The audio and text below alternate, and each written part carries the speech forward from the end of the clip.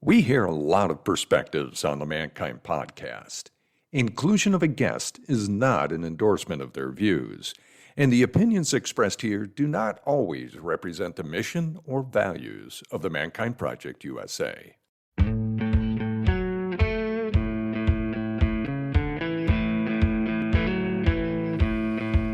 Looks like the rain has gone. G'day and welcome back to the Mankind Podcast, the show where we break the molds of modern manhood to prove there's more than one way to be a man.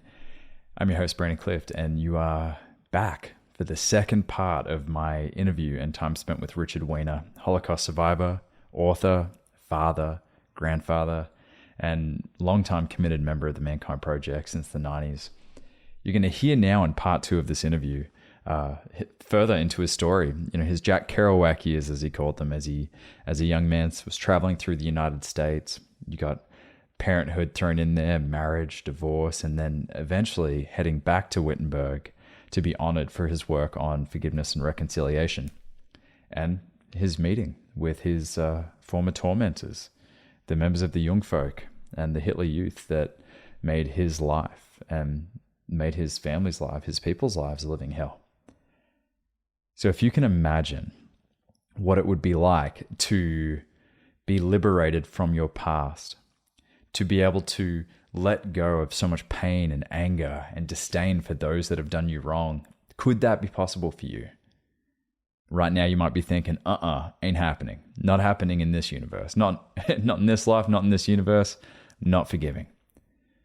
Well, my challenge for you as you hear the rest of this story is, as you hear more of Richard's story, is to perhaps just crack the door to the potential and possibility of unimagined liberation from your past through forgiveness and reconciliation. Let's get stuck into it. Part two with my interview with Richard Wiener. Enjoy.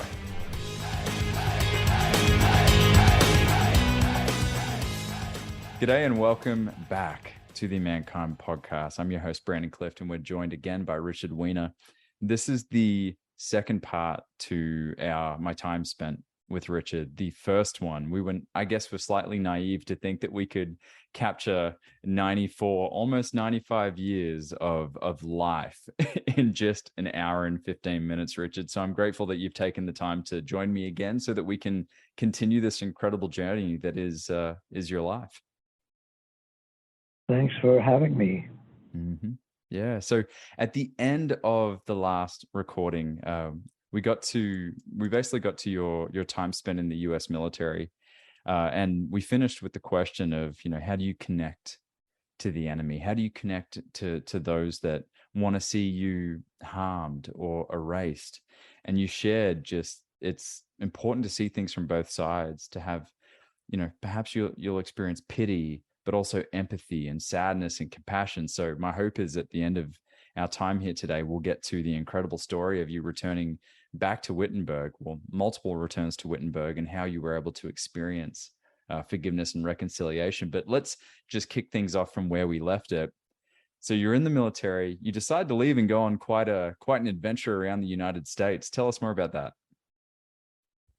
Okay, so I was supposed to go with an Army buddy, but he didn't get discharged at the same time, and I just decided, basically, I wanted to, having been away from my parental home with all of the German refugee,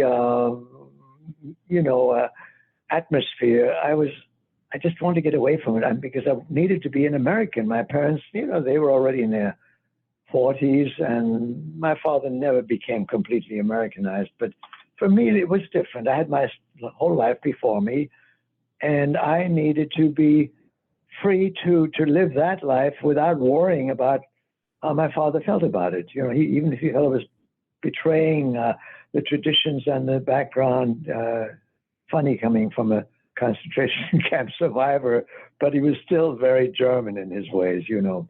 So I decided, and I got home, and my mother was so pleased to have me back after all that time. And I said, 2 years later, I said, well, Mom, I'm taking off. I'm going to see the country.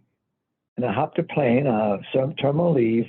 I flew out to Illinois, And I decided what I'm going to do is to visit some of my Army buddies around the country. That would be my kind of a way of deciding where to land.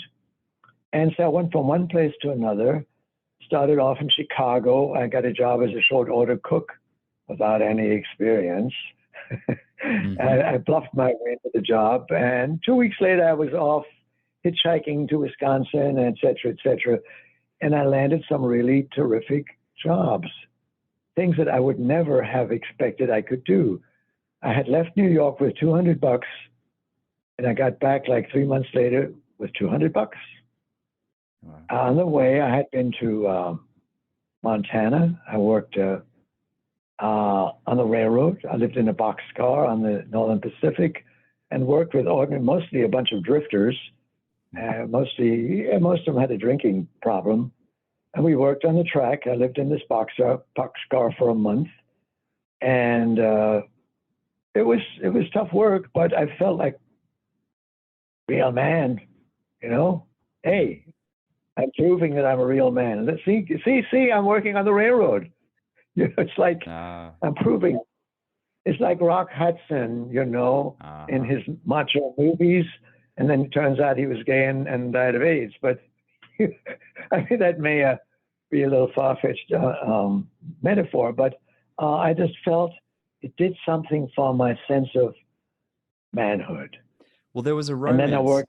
There's always been this There's always been this romance to the American ideal of the rugged individual that, you know, the good, the bad, and the ugly, the Clint Eastwood walking through the desert, draped in a poncho and a cigar, right? So it sounded like you were doing the John Wayne thing.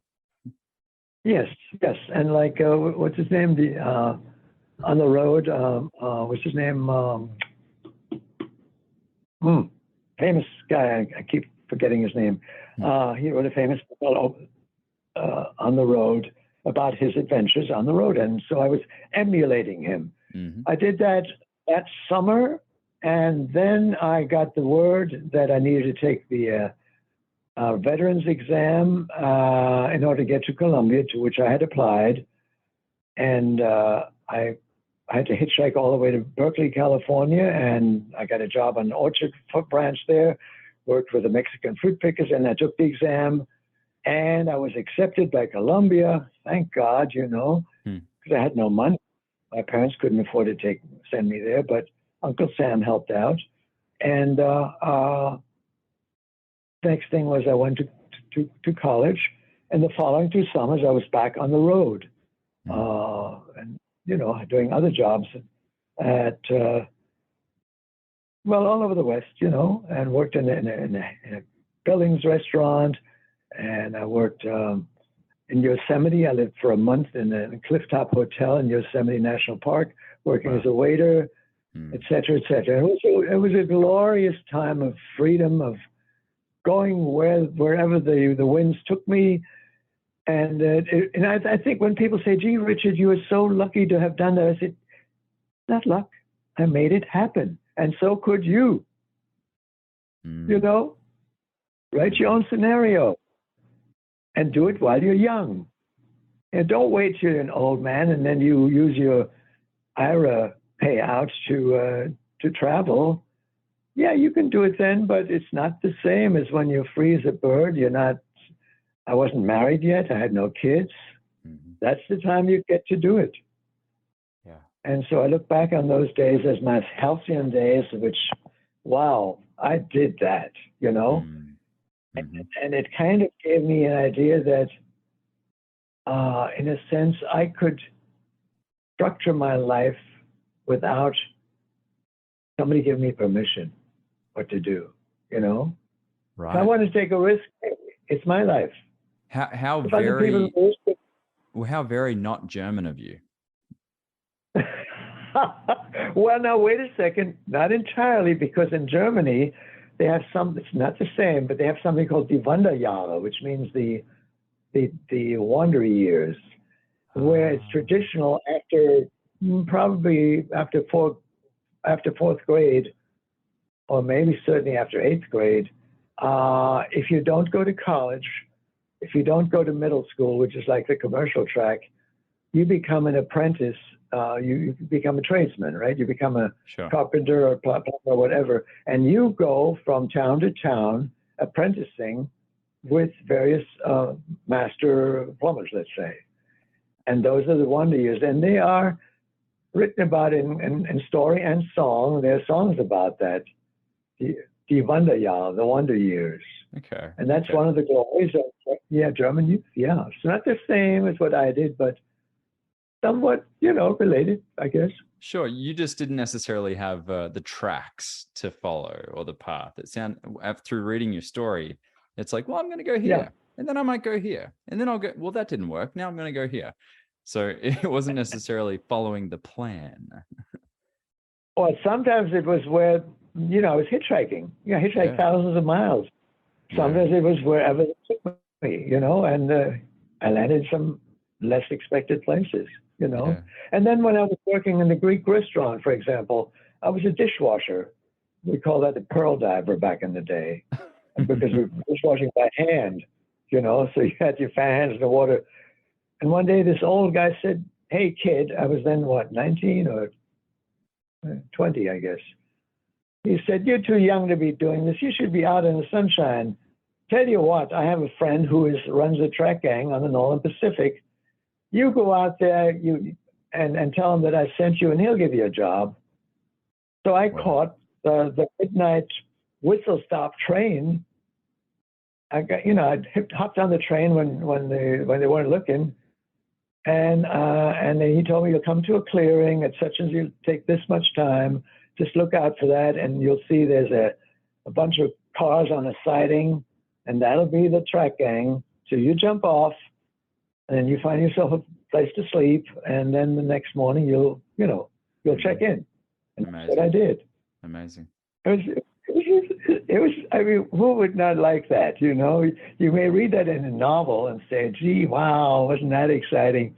Well, I did it myself, and and I admire other people who do things that aren't the expected thing, that aren't what mom and dad would really approve of, or something that you feel in your heart is a drive. You want to live. I want to live. There's I remember there's a movie called I Want to Live, about a woman who's on death row. Yeah. I remember, wasn't that Susan Hayward? She won the Oscar for that role. She had this drive to live. Mm-hmm. And I had that, and I'm going to be 95 on Sunday. You were sure? And damn it, I ain't through yet. Do you still have those Jack Kerouac vibes? Well, it's now gotten down to, particularly with the pandemic, I'm more limited. But I still vault up the 3 steps in front of my house where I live, and people say, "Richard, don't do that. You'll trip and you'll need a knee replacement." Well, I used to jump up 4 steps, and now I only do 3 as a precaution. But so long as I can still do that, well, it ain't over yet. Mm-hmm. There you go. Ain't over yet. I love that attitude. So, Richard, where did you find yourself landing throughout all these adventures? Well, eventually, then I went back to New York, and I started at Columbia. Right. And then after the summer, I took off. I took a couple of summer courses because I didn't have enough GI Bill of Rights tuition help, so I had to do it in 3.5 years instead of 4. And then I had 1 semester left over that Uncle Sam would pay for, and I spent that at Princeton Graduate School. Wow. And then I ran out of money. Then I had to get a job. I know the hero's journey involved here is a lot of, and then I ran out of money. I can resonate a lot with that tale and that story, having moved from Australia through Central Southern America and then landing in the States. And oftentimes it goes, and then I ran out of money. Really? You had that? Oh yeah. Oh yes. Absolutely. How does a guy from the Gold Coast land in Chattanooga? For heaven's sakes, that's quite a switch. Yep. You know what? It has been a switch, but hey, I don't refer to Australia as home as much anymore as I do Chattanooga these days. So I've integrated quite fine, I think. Have you really? Are you a Southerner now? I think it depends, right? Southerner can be a loose term, and I think it's very natural to possibly get a bit binary when people think about the Southeast. And what I can tell you, very much in part thanks to the incredible work I've been able to do through the Mankind Project, I've been able to unlearn a lot of what I expected the South and Southerners to be like, and experienced it from a whole different lens. Because I know when you shared your story, you spoke about, the guys from Kentucky and Tennessee were some of the guys that gave you the toughest times in basic. Yeah. And my experience here has been as varied as if I was in LA, as if I was in Salt Lake, as if I was, it's been, you meet incredible people everywhere, and you meet certain others everywhere as well. Well, I have to confess, thank you for saying that, because I have to confess that in the past I have been somewhat judgmental and about that subject, that making generalizations that really are not, on closer inspection, justified. So that's absolutely true, and so I thank you for reminding me of that. Yeah. Hey, well, Richard, when I stop doing that, then I'll start giving you a hard time, because I still do that to this day, and I judge most people do. That's just, I think, how our brains kind of put things into black and white. So, but beautiful ownership. Don't Americans, when confronted with, I don't know, racism, it's whatever, or mass shootings, how often do you hear them say, "We're better than that"? My reaction is, no, you're not. You got a mixture of all that. It's not like you're all virtuous and, own it. Own what actually happens. There's a reason, the obsession with guns and machismo and all that. That is also part of America. Well, I think that's a big part of, and I believe the lens you see through is quite interesting around that. And I don't want to get into this too much, but I often wondered for a long time, how do German schools teach about the Holocaust? How do German schools educate kids today about the Third Reich? And a big part of what I learned through my research is ownership, taking ownership of it, and saying this was a dark time. I'm curious of your thoughts there. Yeah. Okay. Well, it isn't until then that I could actually have my experience, the forgiveness experience. But in the beginning, it was Japan and it was Germany. Study in contrasts.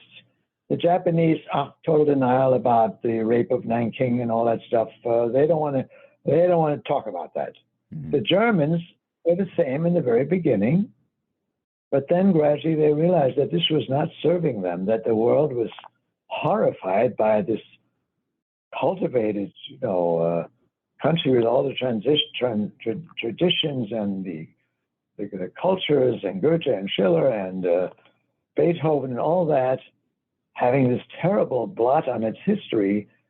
And they finally decided that, in a sense, it was almost like an MKP-like recognition that we need to own it. So they started taking school kids to concentration camp sites. Yeah. And they opened up about it, and they taught the stuff in school. So it was like, in this country, no, we don't want kids to feel guilty about racism. It wasn't their fault, so we don't want to talk about that. No, in Germany, they finally decided the way to go is to talk about it. Wow. It was quite a switch. Wow. And it was a maturing experience for a nation to do that. Wow. And they have benefited from that. People respect Germany somewhat more because they have, accepted that, yes, we did that. We did those terrible things, almost unprecedented in history, almost. Yeah. Wow. Does that answer your question? It does. And it also provides me optimism that we have a model in Germany of what that could look like for us as a nation here in the United States going forward. Let's just get out of this denial game. This see no evil, speak no evil, hear no evil. Let's just completely cover our eyes to the reality of what's actually occurring and happening. But I want to bring it back. Yeah. I want to bring it back to your story, Richard. So, mate. So I mean, you live in what many, the Jack Kerouac adventures in the States, and then you get into Princeton and get into the educated field. Life from there, right? So it must be, I can only judge or assume, and I don't like to, but to go from the extremes of your upbringing to just the American dream, I dare say, right? In quotation marks, perhaps, but Well, the fact is that Princeton grad school was almost like it looked like Oxford or Cambridge a little bit. It has that venerable architecture. I know you've probably seen pictures of it. My son has just come back from Oxford, spending time in Oxford. He's part of his master's program. But it was a real elite experience in a sense. And a lot of the students there were foreigners. They were Fulbright scholars and what was the other? A lot of international people, and they were right. very brilliant. I mean, to get into Princeton grad school, I don't know how the hell I got in, but I don't know what points they gave me for what. But I'm not stupid, but I'm not as,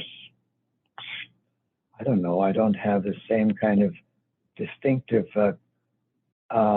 educational record as some of these guys did, and they were like a guy was as I mentioned in my book. One of them was actually composing a tone poem to be performed at Carnegie Hall, and Wow.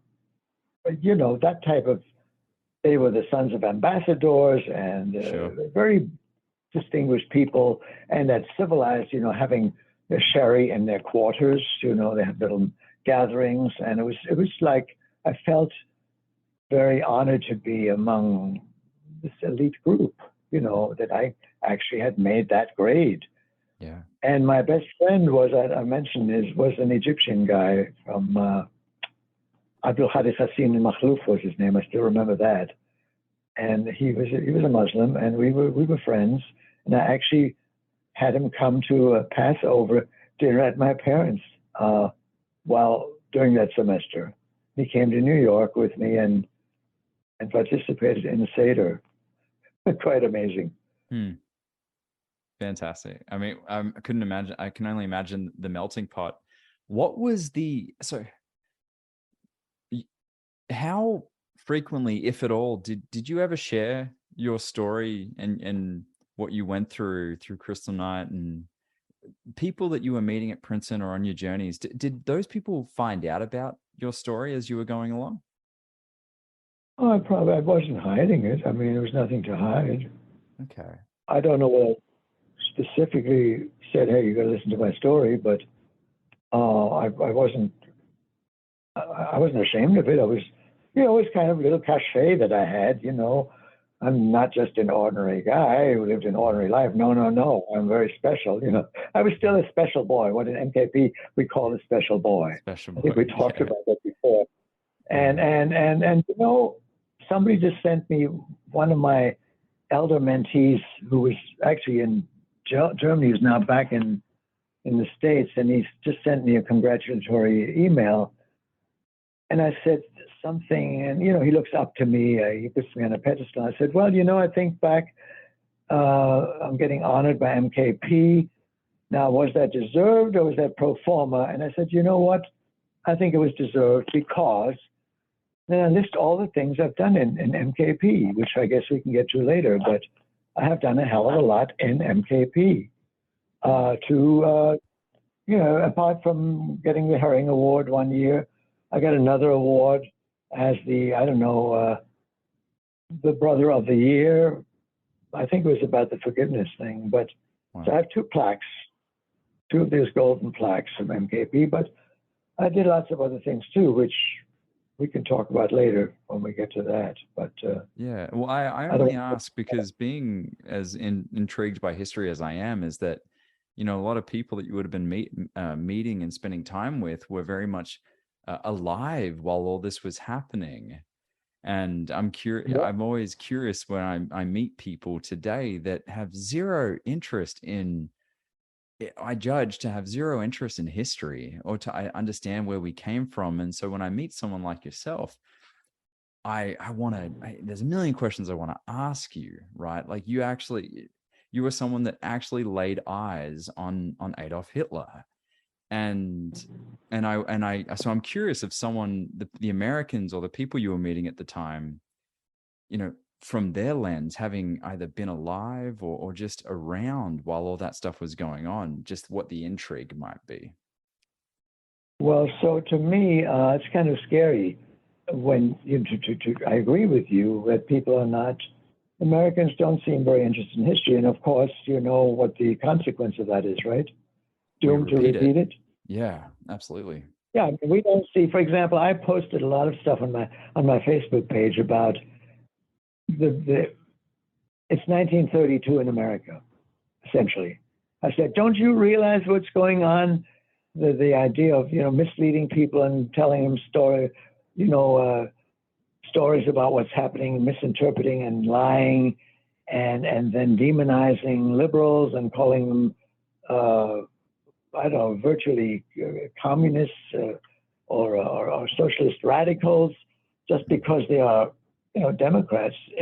So this is how it starts. First, you get rid of the opposition however you can, and then you're prepared to do anything. You get people used to being in their face. And next thing you arm yourself. The next thing you say, we'll do whatever it takes. And don't you dare stop us. Mm-hmm. And then you don't need a majority. You don't need a majority. Hitler didn't have a majority. Yeah. And so I think, hey, I feel like shaking some Americans physically and saying, hey, wake up before it's too late. You can't wait till everybody sees it. By then it's too late.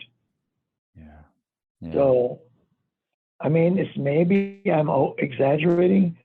Maybe there are still enough Americans that are woke, as we call it. Well, that's become like a kind of a term of opprobrium, I guess. Yeah, but that's what's going on, mm-hmm. and don't take it for granted. For heaven's sake, at least vote. Yeah. Don't say, I'm too lazy, or it doesn't matter. Or Maryland is a blue state anyway, so I don't have to. I don't need to add my voice to that, and be concerned about the Electoral College, about the way that the justices are appointed to the Supreme Court, the lifetime membership that lasts for decades of a very, very conservative court, the damage that can cause, et cetera, et cetera. Do not fall asleep. They will say, don't fall asleep. Stay awake. Yeah, thank you. So, thank you. Sorry, I'm on my soapbox here. Is that part of the interview? Right, this is you're the star of the show. I'm what reminds me in London? Have you ever been to London? I have been, yes, twice. Okay, so Hyde Park Corner. Mm-hmm. That's where they have the soapbox speakers, right? Yep. Yeah, and I remember those. And there you can say anything you damn well want, and they did. You had communists, right. Nazis, etc. That's the one place they provide a soapbox.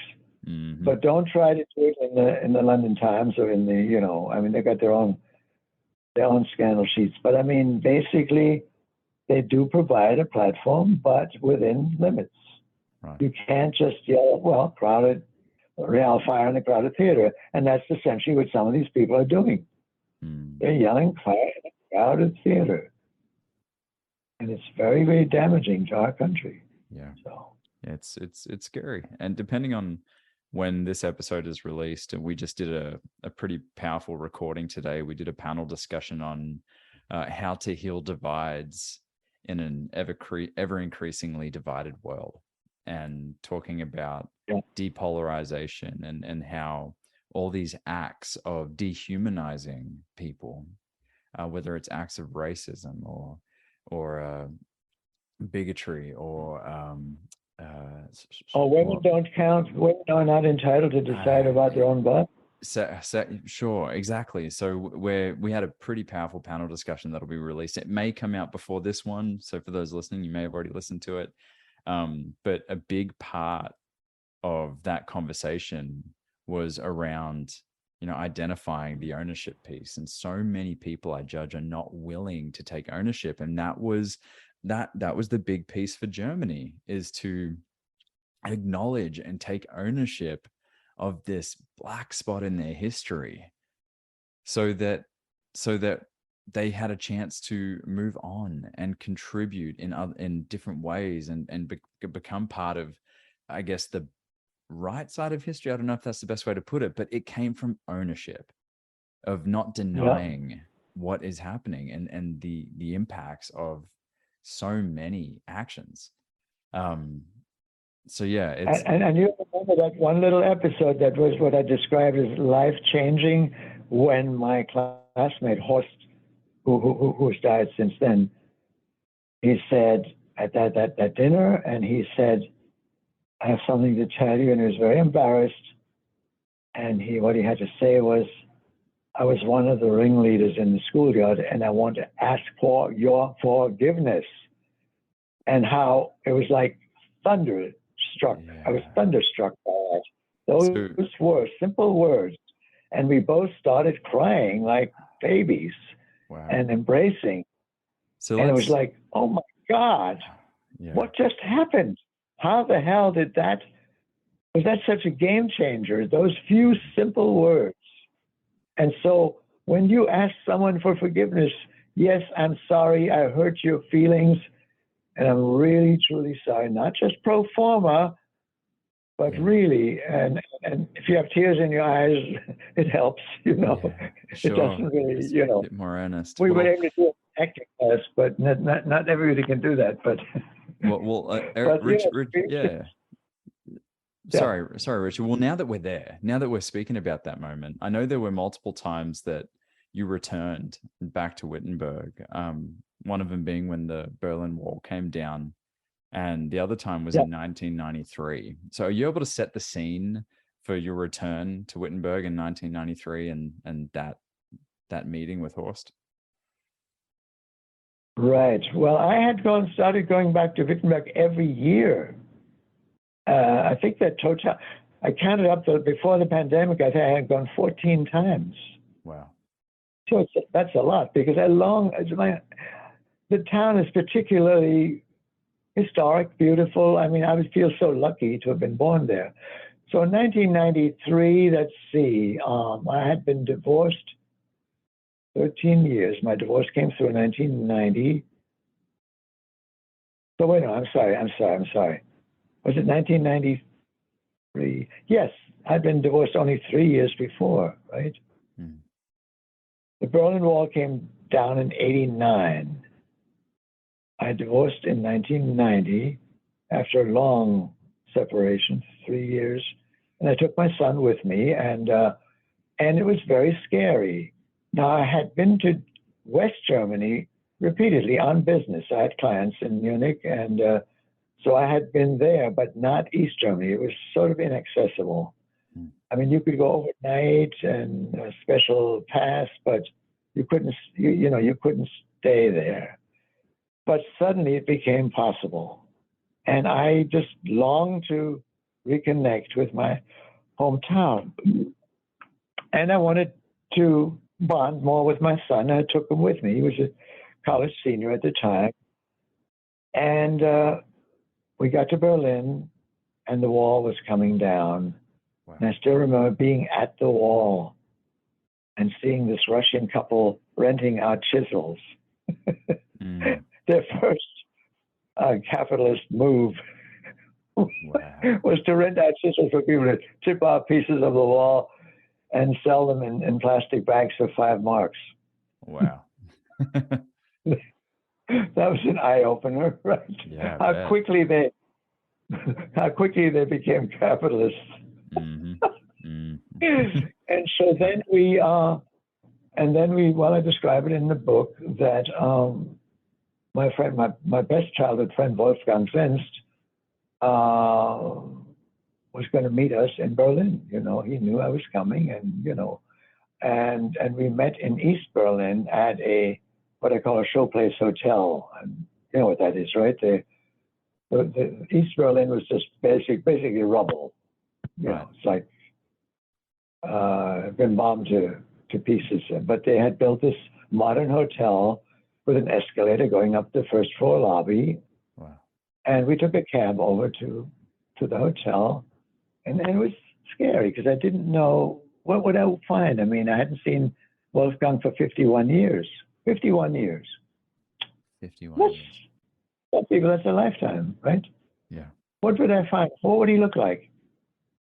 And then I describe in the book seeing two men at the opposite end of the lobby, and our eyes met, and then we gradually walked, and then we ran into each other's arms, and then we, next thing was like a blur. We got in this little tiny East European car. Do you know what a Trabi is? A Trabi was the smallest car, Volkswagen car. And you know how many people it takes to make a Trabi? No. 2. One to cut and one to paste.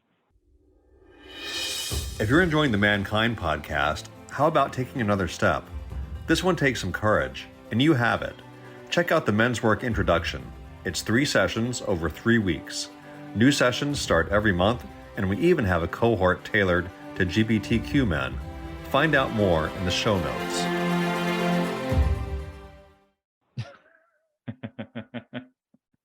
There you go. That's the joke about the Trabi. Well, this was the next one up. Lot focus slightly bigger, but it was still a junky, East European car. We got in the car and we drove to Wittenberg. And when we approached, and I saw the 2 major church towers of Wittenberg, which are, famous churches, my heart started pounding like fear. This was I described as the belly of the beast. Wow. And what would I find? Would they still be anti-Semitic? This was the place we had escaped from, or we had left everything behind that mattered to us. And here we were coming back. How would that be? What would the populace feel like now? So, and then we stopped in front of my old house, apartment house on the very nice street, the bourgeois street of Wittenberg. And I screamed, "Michael, that was my house. And that was my room." It was the first floor, parterre, they call it. And the curtains parted, and the little girl looked out at us. And I was like, oh my God, this can't be happening. It's like a time capsule come to life. Wow. And then we went in the backyard, and a bunch of old people were sitting on the bench. They knew we were coming. And this old woman came toward me with her arms open wide, and she yelled out, "Das kleine Richardchen, little Richard." Here I was 69 or 70 years old. Well, wait a minute, I was 27. I was 1993. Do the math. What was that? 67 or something. And she asked after my mother, who was then pretty old. In fact, she died in 94, so she was 92. And they celebrated my return. And then I got to my old school, the gymnasium, which is the Latin school, which is sort of an elite school for people who eventually want to go to college. And that was the token Jew. Mm-hmm. The quota was 1% Jewish at that time, until they kicked me out. Mm-hmm. And that was also a revelation to see what had become of my old school. And for the first time, there was a woman principal. That was new. Wow. And they hadn't gotten rid of the old communist era textbooks yet. And my old gym, where we used to exercise every day, the equipment was gone. They couldn't afford to replace it. And it was just an empty hulk, and all these kids had been indoctrinated by the communist regime.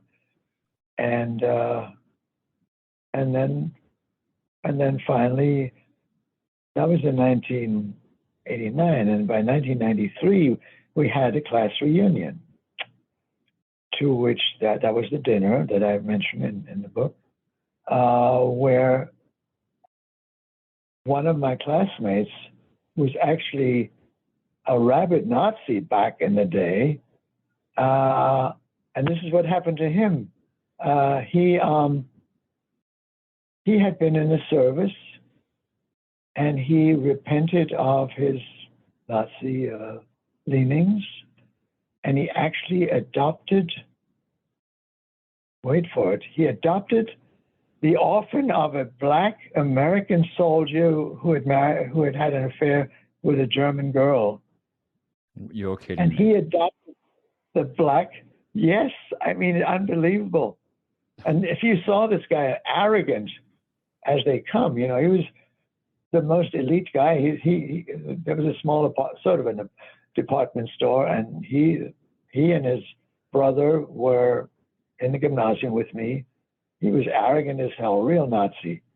And then after that period passed, all of a sudden he was completely did a 180, and he became this person. Wow. And he was the MC of that evening.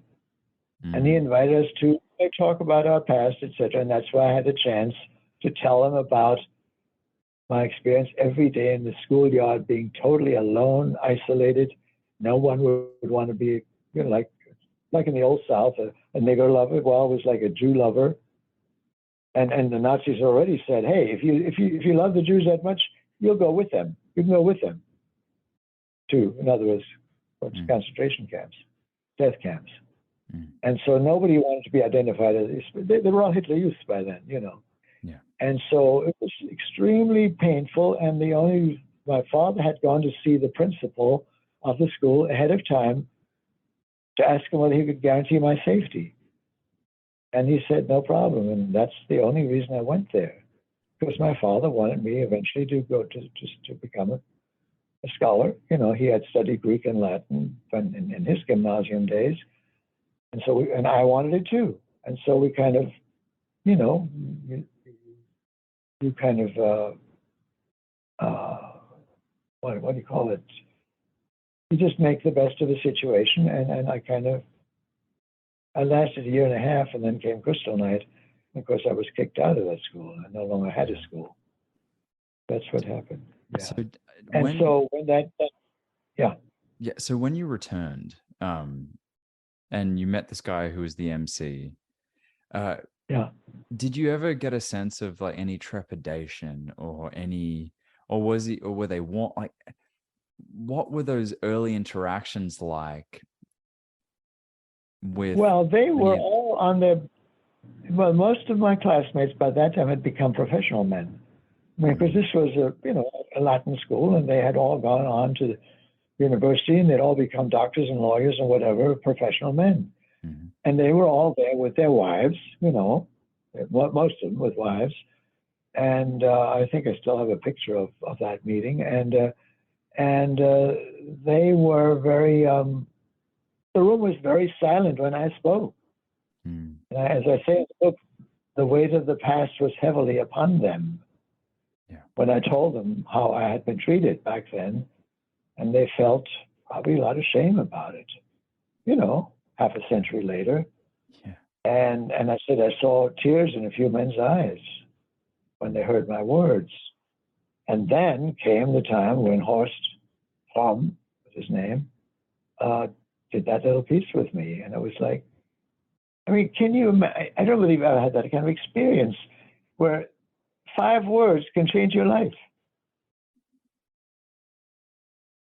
It's such a surprise to me, the strong reaction I had to just his saying, and I want to ask for your forgiveness after all these years.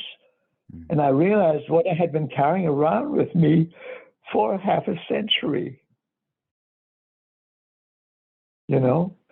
And of course, it opened me up to other things that eventually led me to life spring training and then to MKP. All of that these are all necessary steps in the journey.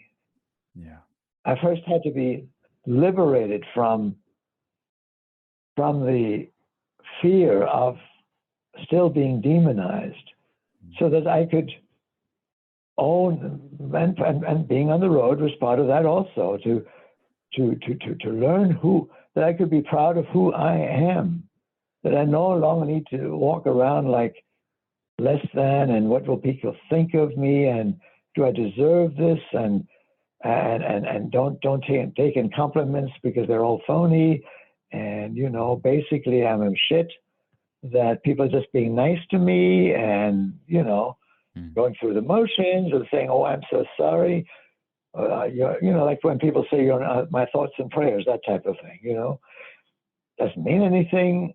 And for me to gradually, hey, this guy freed me from my shackles of the past. And I'm tearing up right now as I speak these words.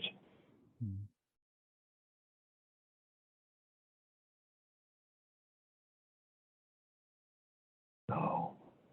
Yeah. A reverential silence there. Just letting it sink in. Just letting it sink in.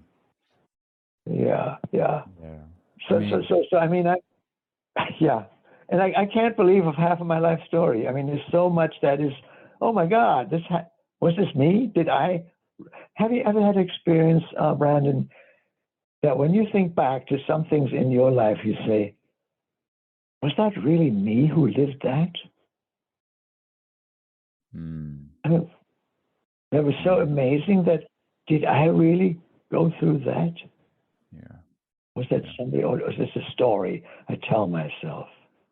I mean, not literally. I mean, I know I lived it, but it's so unbelievable, so incredible that I had, I don't know, the guts or the whatever, the moxie to live it. Yeah. Some things that I chose, that I did it, and I don't know why. I didn't think I had it in me, but the past says that yes, you did. You didn't think you were in Chattanooga. No, certainly not. Certainly not. Well, and what's coming alive in me, Richard, is to think that I believe it's almost inherently a part of the male psyche to consider a place and time in my mind, right? To think at the age of 29 years old, with a kid on the way, a wedding on the horizon, to be able to look in the mirror and go, oh, well, I see you. I know you. I know Brandon Clift pretty well. I've been in MKP for 6 years. I do deep work. I blah, blah, blah, insert program.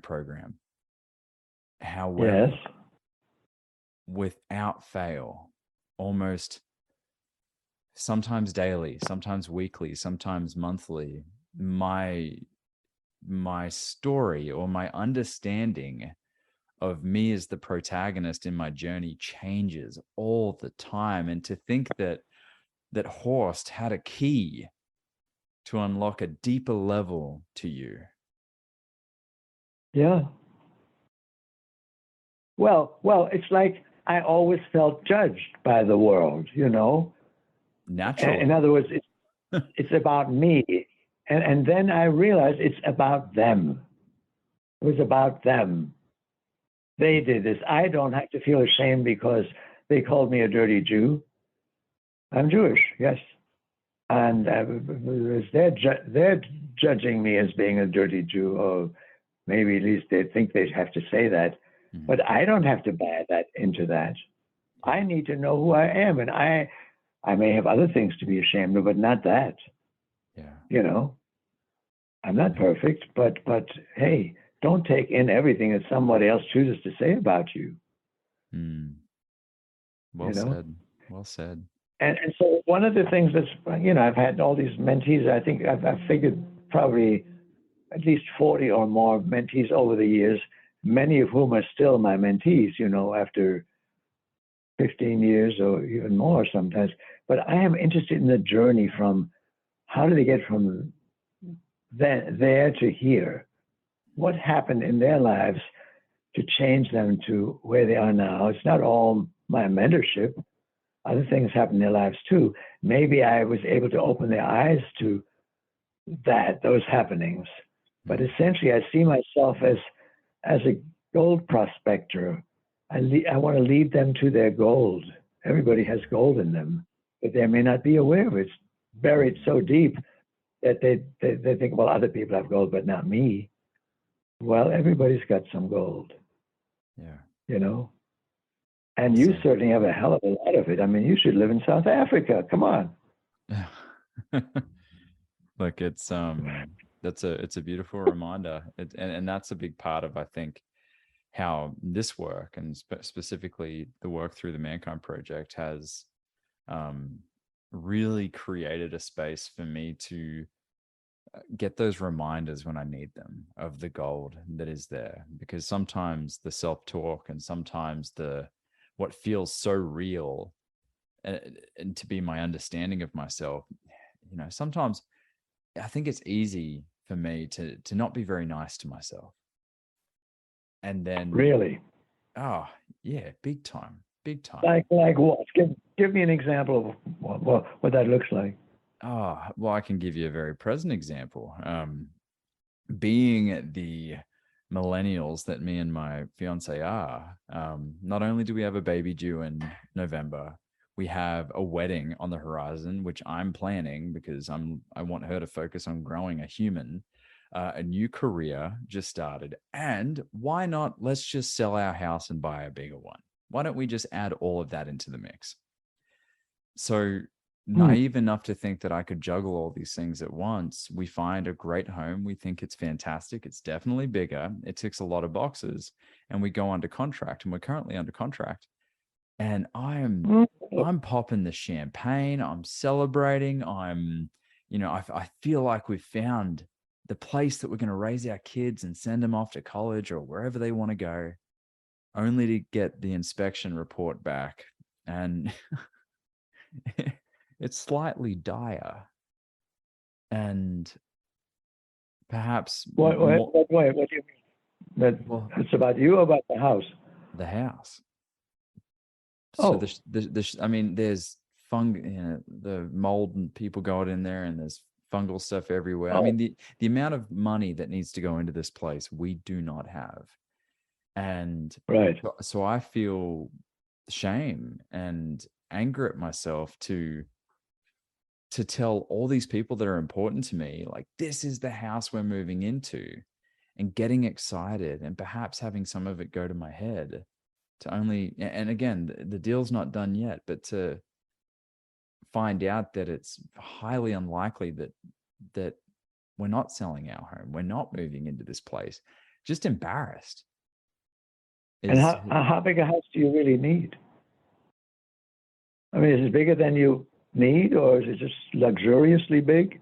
It's like we have my mother-in-law moving in with us. It's part of her retirement plan. It's part of the extra square foot, because we don't plan on just having one kid. We currently live in a small space. So it's this, I think, partly driven by the fear of us losing ourselves to the whims of a high chair tyrant baby where we can't get away from. I don't know. Maybe we're just being millennials and thinking that we need more than we actually do.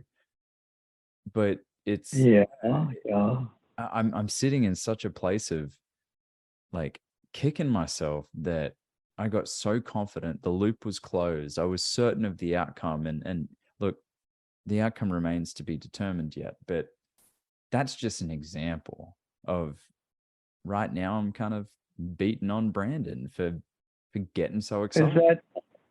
Is this about grandiosity or what? I'd say there's some grandiosity.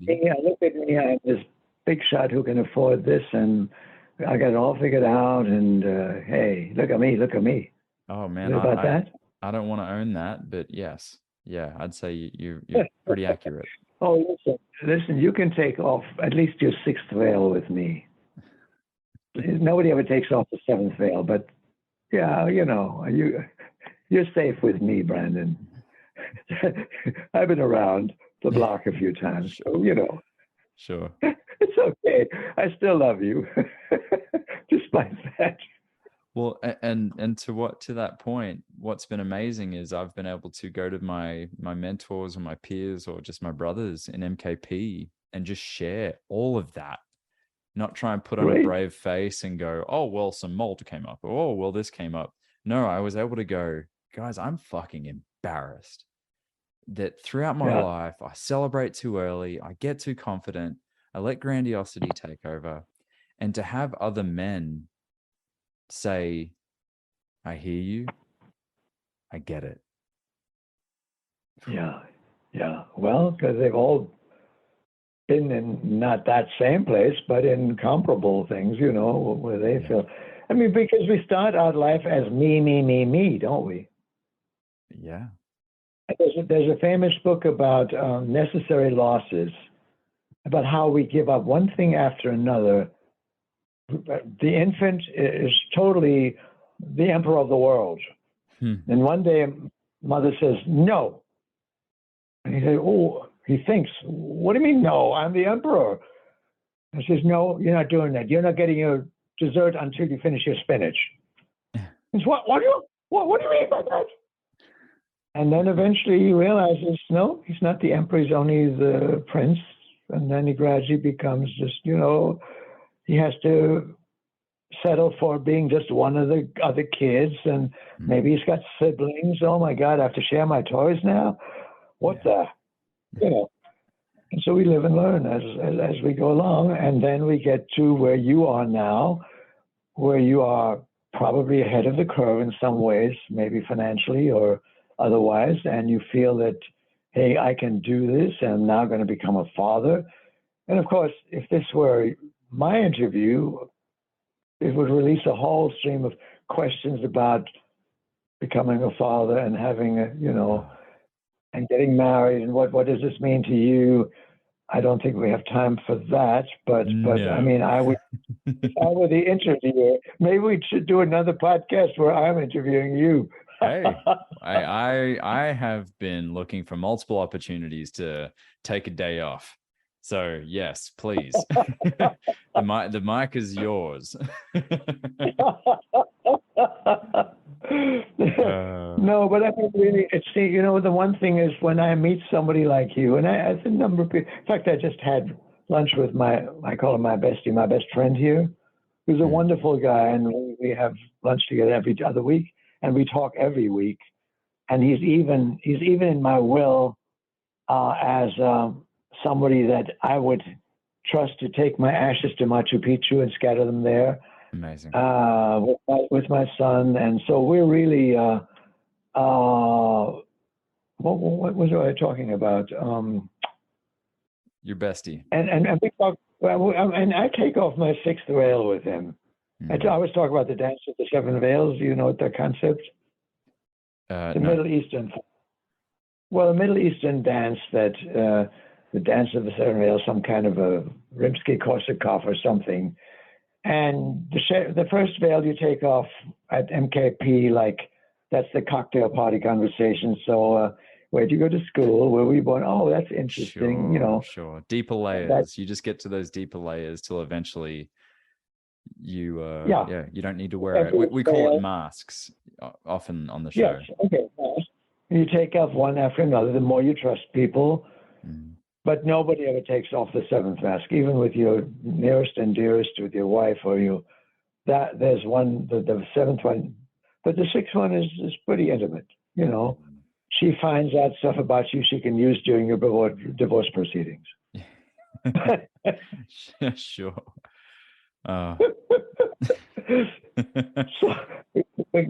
we're getting off the subject, I know. So let's get back on track. That's fine. Well, Richard, I think I feel very, very full, very satiated, and I feel very grateful to have spent this time. I'm sure our listeners are feeling the same way. Now that we've heard your story, and of course only parts of it, certain parts I think we should leave to those to get their hands on the book. I'm holding it in my hands right now. Survivor's Odyssey, From Oppression to Reconciliation by Richard Wiener. Lots of great photos in here. Lots of photos, which I love flicking through and looking at. And so easy to read. I really had an easy time because of the cadence of your writing. It's not a small book, but it moves quickly, which I appreciate, of course. Yeah. So, but before we wrap up, Richard, perhaps there's someone right now listening to this story, that they themselves are holding on to some energy, whether towards an individual, whether towards a group of people, whether towards a larger group of or a larger populace. Perhaps they're holding on to some energy that is more of a ball and chain than anything else. And Yes. what would your advice be to them around the power of forgiveness and what they might need to do to let go of that ball and chain? Well, as I always emphasize I used to go give this power of forgiveness workshop. When I came back from Germany, I started doing that because I realized the power of forgiveness. And what I always say, among other things, is that forgiveness is about you, not about the other person or other group. That I always try to, like, take Donald Trump. He's done a lot of damage to our country, but I always think of little Donnie. What message did he get from his father about himself that caused him to become that person that we all, criticize? And I feel some compassion for that little boy, of what he had to go through.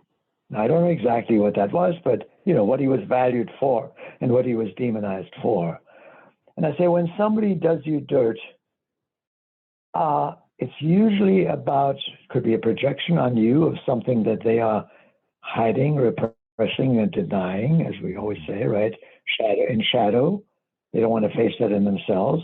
Let's say they're always critical about you. Oh, well, why are you always doing that? You fuck up, and you always want to be the center of attention.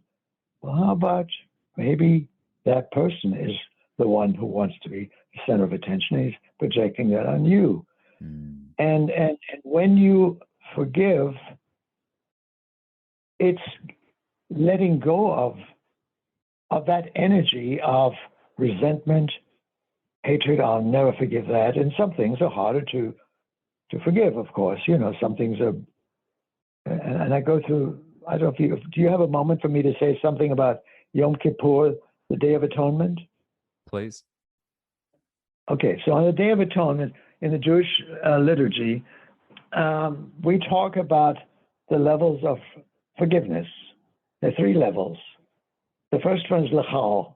I give the example of, hey, you promised to meet me for lunch on the corner. It was raining. I waited half an hour and you never showed. And I'm really pissed. And then the other person says, holy smoke, I had the wrong day on the calendar. I am so, so sorry. Please forgive me. And that's called you erase that. A month later, you don't even remember that, right? The second level is kapara. The example I use there says, listen, I thought you were my friend, and I hear you demonize me to some of my other friends. You bad-mouthed me and accused me of all kinds of stuff. What the hell was that about? Oh my God! Yeah, I did. Yeah, I did that.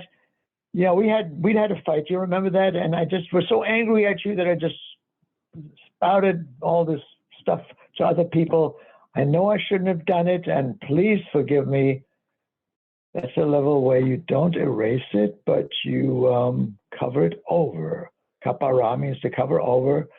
In other words, I'll let it go for now, but if it happens again, then our friendship will, it may end.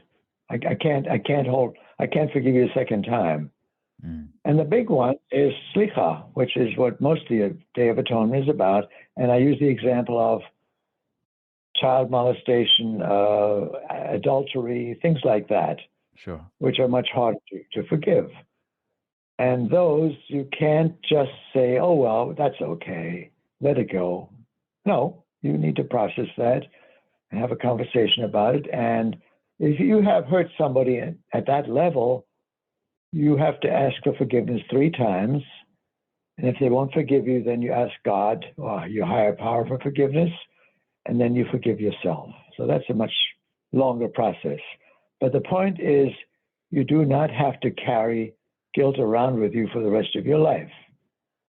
And that forgiveness is something that's within your power to do, and to realize that you are, in a way, liberating yourself from getting an ulcer or a heart attack, from saying, I'm never going to forgive that bad son of a bitch. He did that to me, and I am going to hate him for the rest of my life.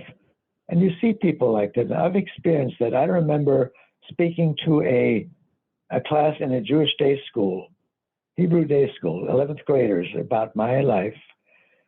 And at the end of the talk, a substitute teacher came up and her face was contorted with hatred and said, how could you tell these kids to forgive? Next thing they'll forget.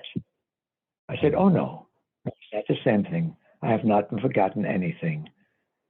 But when you hold on to that rage and that anger and that resentment, you're hurting yourself. You are, you can get sick from that. And there are people that go around all their lives hating and spouting hatred. Yeah. And she said, she walked away. She wasn't going there. No. She was going to remain in that. And I thought, well, I'm sorry for her. Yeah. She's not going to have a very good life. It's that old adage, holding on to a charge and not forgiving someone is like drinking poison and expecting them to fall. Right. Exactly. That's a good one. Yeah. Mm-hmm. Mm. So where are we with our progress and with our conclusion here? I did become, as you've read, they made me the first honorary post-war citizen of Wittenberg for my work on reconciliation. Mm-hmm. And I've spoken to students in German in my hometown, wow, at the gymnasium of my old school, about my story. I mean, so it was like unimagined liberation from my past. And I always say I'm one of the most happiest people in the world because of that journey. And you guys can have it too. You can have that too. It's in your power. But you've got to be willing to look honestly at yourselves, at your past, of how you reacted in the past, and is there another option for you? And MKP training gives you some options, and you get to find out what's possible for you and what goal. I'll give you one last example, okay? For sure. I was playing the bad dad for a Latino boy, right? Who didn't speak much English. Mm-hmm. And so what was the message from his father? It was, you'll never amount to anything, right? Yeah, you'll never amount to anything. So I kept saying, you'll never amount to anything. He was sort of cringing, as I said, reliving that. But he wasn't really dropping. And finally I said, what was the phrase? No vale nada, or something like that. And when he heard the words in Spanish, he just dropped. And he just started crying. And it was, he needed to hear the very words that his father had spoken to him. Just as in my own training, I had a guy who was one of the leaders here, who spoke some German, who'd lived in Berlin for a while, and I did my guts work in German. Yeah. And I was able to use my father's very words. That did it for me. Beautiful. So, beautiful. All things are possible. Mm-hmm. Yeah. Just give it a chance. What's at risk if you do forgive, right? Not forget, but forgive. Richard Wiener, mate, thank you so much. It's been such an honor and pleasure to get to spend this time with you. I mean, we planted the seeds for this interview 2+ years ago, and we finally were able to make it happen. Thank you for entertaining the introduction and my idea to have you come on to talk about forgiveness and reconciliation and to share your incredible story. Happy birthday to you, sir. Early. I know it's coming this Sunday, but 95 years young. How exciting. Thank you.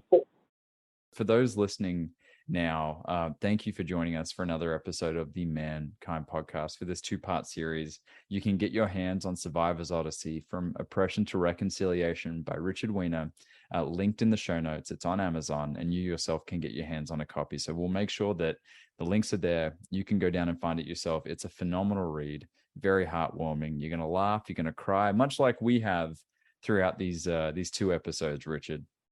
So thank you again for your time, brother. Thank you so much, Brandon. Yeah. All right. So to those of you listening out there, perhaps it's time to reflect on some energy that you may be harboring or holding against others. And perhaps the key to living the best part of your life could be through that forgiveness. I've learned that throughout this process of interviewing Richard, and perhaps you can take that away too. Lots of love, and we'll see you next week.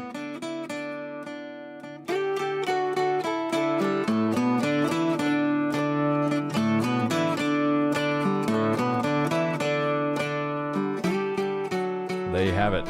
Another powerful episode of the Mankind Podcast. I mean, how good a gig is this? I cannot believe how fortunate I am to be able to sit in this chair and spend time with men like Richard. I get to hear their stories. I get to hear their journeys from how they got to their previous awareness of who they were in the world as a man, to then see the other side, what life looks like once they've been liberated from those stories and those beliefs and those chains that often chain us to our past, the things that have happened to us. I mean, Richard, in my judgment, has every reason to retain hate and disdain for those who tormented him and his family and made their lives a living hell, yet he has chosen forgiveness. Now, you too can have that opportunity to witness transformations in men's lives, just like we have been able to through this interview, through this podcast, and many other men that have joined us. And you can do that by finding a men's circle near you. We've got circles all over the world. We have about 1,000 here in the United States alone. I've got one in my garage every Tuesday night where anywhere between 5 to 8 blokes turn up and do their work, and you get to hear these stories. You get to support these men. And even better, you get to be supported too. You get to share your story. So my encouragement is go to our website, mkpusa.org, and find a men's group near you. I'm telling you, there may be one just around the corner and you're just not aware of it. As well as we have new warrior trainings happening left and right, all over the world, all over the United States. I will have links in the show notes as well of how you can find a training near you. Because you hear Richard in this interview talk often about his initiation into the Mankind Project and his time spent witnessing, helping that man process the story from his father that he's never going to amount to anything. That happened on a new warrior training. So if you're like me and really enjoy deep dives into human performance, but just, becoming a better person, becoming a better man, then there is no shortage of stimuli and just heartwarming, unforgettable experiences that can be had through this organization, through the Mankind Project, through our circles, and through our online trainings. So that's enough from me. I hope you've gotten a lot of value out of our time spent with Richard Wiener. My encouragement is that you share this with others who themselves could use a little bit of forgiveness in their lives and who could really forgive others. No other way to slice it or say it. Enough from me. It's been a great time spending this time with you this week. We look forward to joining you next week. Lots of love. See you then. This has been another episode of the Mankind Podcast, produced in association with the Mankind Project USA. We have been your hosts, Paul Newell, Boyson Hodgson, and myself, Brandon Clift, and we want to thank our guests for joining us today and imparting their wisdom from their experiences in this amazing journey called life. If you want to find out more about today's guests and support them in their mission, you can find links to them in the show notes. Now, if you have found gold and insights that you believe could benefit your loved ones and those you care about, be sure to share it with them. And of course, we are always grateful for a rating and review of the show on iTunes. Now, we've got to give special thanks to our back-end team, producer, editor, and audio ninja for the show, Michael J. Russer, and Don Huff, who takes care of our graphics and promotions and pretty much makes us look pretty. So, of course, thank you, Don. Now, above all else, we've got to thank you, the listener. because through your attention and your support, you have made it possible for us to let men all over the world know that they are not alone and that there is more than one way to be a man. And if something in this episode has touched you, then perhaps it is the call to action to get involved in men's work. With live trainings happening constantly and in-person trainings happening all over the world, the Mankind Project definitely has something for you. Now, if you've enjoyed the music in this episode and all of our episodes, be sure to check out Jim Donovan and the Sun King Warriors. I have links to them in the show notes. And lastly, just know, what it means to me to be a man is completely different than what it means for you. What it means for Paul, what it means for Boyson, that is the beauty of this journey. So if you are looking for guidance, support, and community as you begin to unpack and dive deeper into your men's work journey, then you know where to find us. Same place, same time, next week. Lots of love. We'll see you then.